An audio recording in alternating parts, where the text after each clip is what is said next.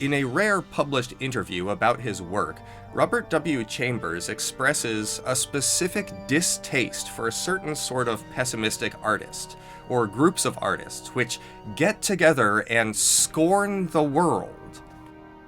I knew many of the Beaux Arts crowd because my brother was a student of architecture at the Beaux Arts, and they were a decent, clean crowd. They were not decadents. I do not take much stock in the pose of decadence, nor in the artistic temperament. I never saw a real artist with the artistic temperament. I always associated that with weakness.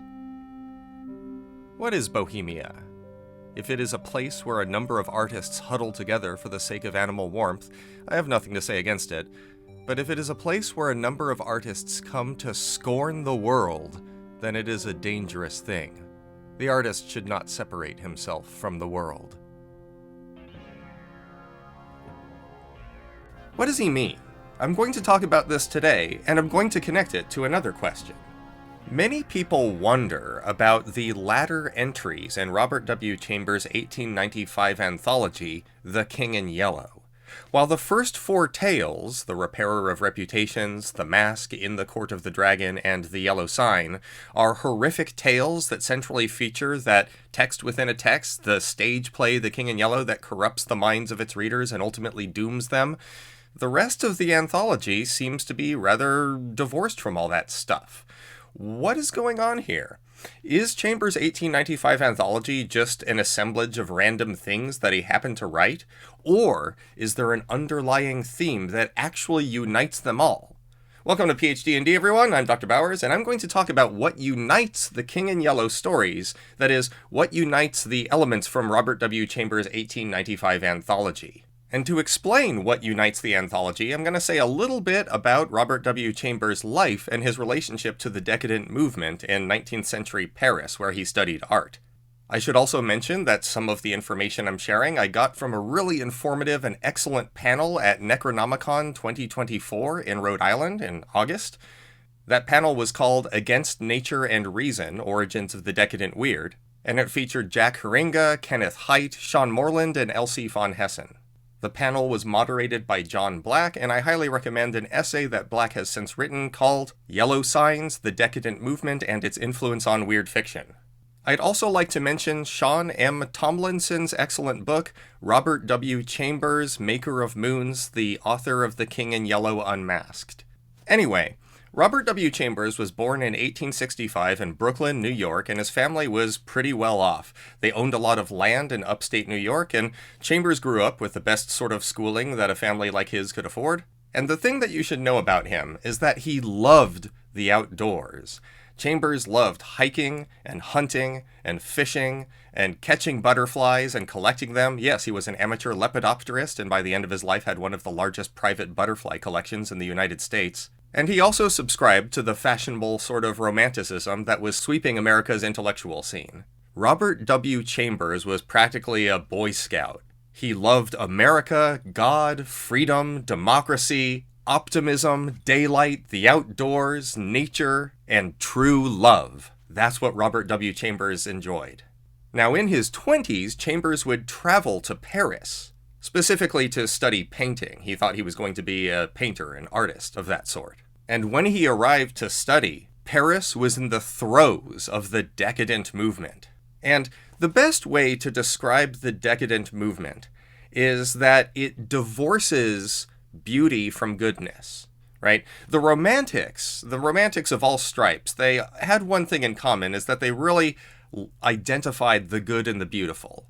They had an artistic love of the sublime, but they always believed that goodness and beauty go hand in hand, so that whenever the Romantics found themselves challenging church authorities, it wasn't because they were against God or goodness. They thought of themselves as being on the side of real goodness, and that the corrupt authorities were the ones who were evil or whatever, right? The Romantics viewed goodness and beauty as one and the same thing. They really liked Plato for that reason, and the Platonists. The Decadents, however, decided that beauty was its own value, separate from the good, and that in fact the good could distract from the beautiful. What about the beauty of evil? That's what the Decadents were into. They loved the concept of evil being beautiful itself.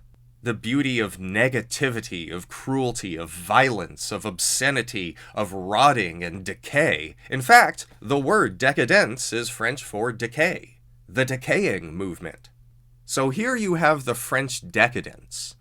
They are pessimistic, nihilistic, misanthropic, utterly cynical towards ideas of freedom and true love and human nature. They're nocturnal. They only come out at night, and they hate nature. They're utterly urbane. And Robert W. Chambers comes along, and he's, well, the very opposite of all of that. So you could imagine that Chambers had a reaction to the decadent movement. However, it was a tempered and complicated reaction. For, on one hand, Chambers really loved the work of Edgar Allan Poe and Ambrose Bierce and Guy de Maupassant, and a lot of writers that were also celebrated by the decadents. He had something in common with them. Remember, the Gothics were romantics too. And also, importantly, as Kenneth Haidt points out, when Chambers arrived in France, he was basically living for the first time outside of the custody of his parents, and he was in his 20s. And 19th century France, in the throes of the decadent movement, was a place full of, well, it was party central. Chambers very likely witnessed, all of a sudden, the most intense forms of partying and intellectual hedonism and heterodoxy all at once that you could probably imagine, that even existed at the time. People were experimenting with new sexual practices. They were engaging in new kinds of blasphemy for fun. Cocaine was recently discovered or invented. People were smoking hashish. And amidst it all, importantly, amidst it all, this decadent movement had taken the color yellow as a symbol. So that, as I mentioned in the other video, when Oscar Wilde wrote his anti-decadent novel, The Picture of Dorian Gray, we learned that Dorian Gray was in fact corrupted by a yellow book, that book being A Rebours by J.K. Huysmans, basically the Bible of the decadent movement. And this now brings us to the question of what unites all these tales in Robert W. Chambers' anthology, The King in Yellow.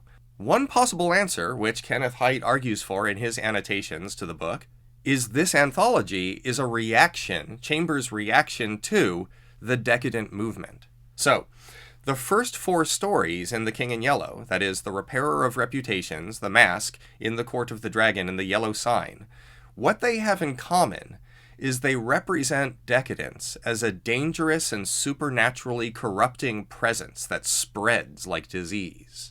The ill-fated protagonists of each of these 4 stories are decadents of one stripe or another.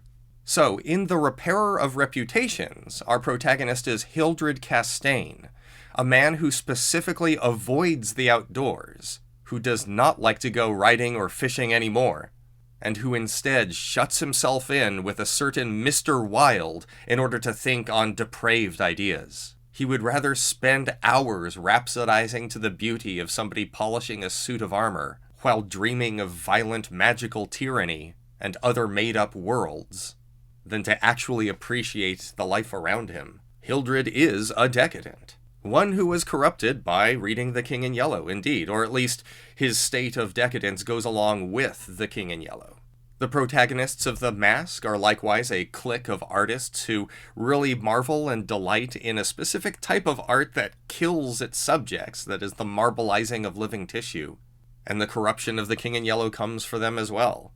The unnamed protagonist in the Court of the Dragon is in fact a murderer who, haunted by his past misdeeds and his recent reading of The King in Yellow, tries to purge his conscience at church and fails. You might not have picked up that the protagonist of In the Court of the Dragon is a murderer, but it's in there if you very carefully read what he says. He talks about how he came to Paris when he wasn't alone, but he's alone now, and that the thin, slender man who seems to leave the church multiple times, the organist, turns out to be a visage of his former victim. And finally, you have Jack Scott, the protagonist of The Yellow Sign, who takes advantage of Tessie's honest love for him, treating it as more an opportunity to indulge his momentary lusts. A careless, cynical artist who clearly doesn't believe in true love and who tries not to read The King in Yellow, but it comes to him anyway. In these first 4 stories, we see decadence as a supernaturally corrupting presence that comes for people who have been up to no good. Indeed, when I reread these first 4 stories, I often think that when the protagonist says, "I was reading The King in Yellow," it's basically code for saying, I was up to no good. I was doing some evil, decadent stuff. I was reading The King in Yellow.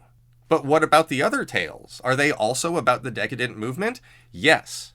While the first 4 entries of Chambers' anthology present the decadent movement as a dangerous and supernaturally corrupting presence, the rest of the stories show how decadents ultimately fail to achieve true love. We have The Street of the Four Winds, where a decadent artist in a French community discovers that the only love waiting for him is a corpse, which he gladly kisses. In The Street of the First Shell, we get a vivid depiction of the circumstances of the Prussian siege, and how in those circumstances the only thing that you could really rely on is true love, something that decadents do not believe in. We get a picture of how important it is to actually drop all that decadent stuff in the face of real disaster. And indeed, there's some foreshadowing here, because it was ultimately World War I that slapped decadence out of the mind of popular culture. Evil is cool until you're dying in the trenches and getting poisoned by mustard gas, I guess. In Rue Barrée, or Road Closed, we have more erotic failures from the decadents. You got Cliff, who tries and fails to propose marriage to a prostitute, and our point of view character, who seems to want to do the same, but then finally, once he's in a position to, can't. Then you have the very telling tale, The Street of Our Lady of the Fields. This is a story where a wholesome young American who really does believe in true love travels to Paris, and thereby, with the power of true love, saves a young prostitute from decadence. It is another tale demonstrating that decadence bad, true love good, America good, France bad. At least if you're reading Kenneth Haidt's annotations to the Arc Dream edition of The King in Yellow. Now, I don't mean to oversimplify, of course. Similar to The Street of the Four Winds, you've also got Demoiselle d'Is, where a young decadent artist falls in love with a woman whose name literally means jaundice. We find out that her name is Jeanne d'Is, jaundice. Her name means yellow. And what comes of falling in love with yellow? Well, you end up with somebody who's just dead. A dead, lost woman in the past. Your love is lost. Another romantic failure, albeit one tinged with metaphysics. And I also don't mean to leave out The Prophet's Paradise. A series of poems about love, for the most part, but they're also written from a sort of French decadent perspective, from the perspective of someone like Baudelaire. And what is that perspective like? Miserable. The verses of The Prophet's Paradise are like listening to somebody scream in pain, albeit in that beautiful romantic way that the decadents like to write about. But it's definitely not happy. But overall, what unites these tales in Robert W. Chambers' anthology, it seems, is that they could be construed as a reaction to the French decadent movement. The first 4 tales represent decadence as a supernaturally dangerous and corrupting presence. That middle poem represents how agonizing the decadent perspective is when it comes to the impossibility of true love. And the latter tales demonstrate just how far the decadents are from true love and how they can never achieve it. Notice how everybody who reads The King in Yellow is talking about lost Carcosa, the fact that Carcosa is lost, gone, out of reach, no more. This is a central part of what Chambers is criticizing, and it is what he is referring to when in that interview he says that he cannot abide by groups of artists who get together to scorn the world. The King in Yellow is, in this sense, an anti-decadent text. It's also much more than that, however. Throughout this video, I have indeed talked about the decadent movement and its influence on Chambers, and I do think that in one sense, all of Chambers' tales in his 1895 anthology are united by a kind of rejection of or a critique of French decadence. But there's a lot more going on as well. I think that the theme of the lost and the unattainable is one that had a lot of powerful resonance in different ways in the minds of Enlightenment-era writers. While Chambers' ill-fated protagonists in his early tales talk about lost Carcosa, Nietzsche and Kierkegaard are ruminating over the death of God or the impossibility of faith. And still other scholars, like Michael Sisko, have argued that Chambers is commenting on a certain relationship between mortality and art itself. I'm going to do more lectures on those as well as lectures on the individual stories in depth. But for now, I wanted to talk about what unites all these King in Yellow stories. Why is it that the first 4 seem like weird tales and the rest seem like these random bits of romance? Do they have anything in common? And what, if anything, do they have to do with Chambers' conviction that he does not like artists who get together to scorn the world? Well, I hope I've provided you with some bit of insight. Stay tuned for more videos about the King in Yellow. I have one coming soon, planned for before next Wednesday even. And I'll also be doing videos on other topics. Thanks very much, and have you found the yellow sign?